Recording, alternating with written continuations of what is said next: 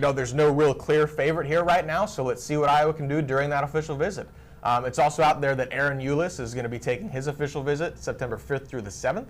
That'll coincide in part with Max Morell's visit, and it's always good to have a recruit recruiting a fellow prospect during an official visit. So we'll see what happens. As we kind of get our training wheels back on and close for this week's edition of Recruiting Class, as we're back in the saddle for 2019, Matt, I'll throw a question to you relative to the Iowa 8, our annual football recruiting list that kind of highlights the 8 biggest folks to watch, whether they be underclassmen or upperclassmen, as is mostly likely the case. But with high school football starting in earnest on Friday, if I could helicopter you into one game to one player within the state that in week 1 you just had to get your eyes on because you're excited to see where the development is, who would you pick for what school? Who do you feel like the most excited about as we go into the new season?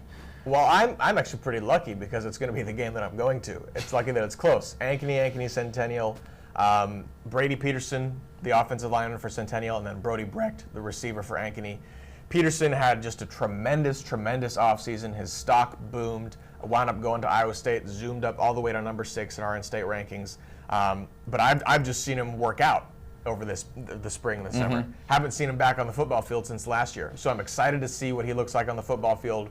And then Brody Brecht, he's a really talented 6'4" receiver with offers from Iowa and Iowa State. And whenever you say talented receiver in Iowa, you're going to have people pay attention because Cyclones fans, they recruit really good receivers.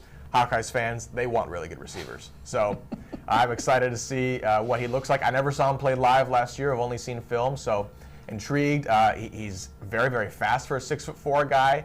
I'm thinking that he'll actually probably stay as a receiver because he is slim and quick. There's a potential down the line that he might bulk up to tight end just because he is 6'4", but I think with the speed that he has that he'll probably stay at receiver. So Ankeny Centennial, that's going to be a great game also. So that's where I'll be.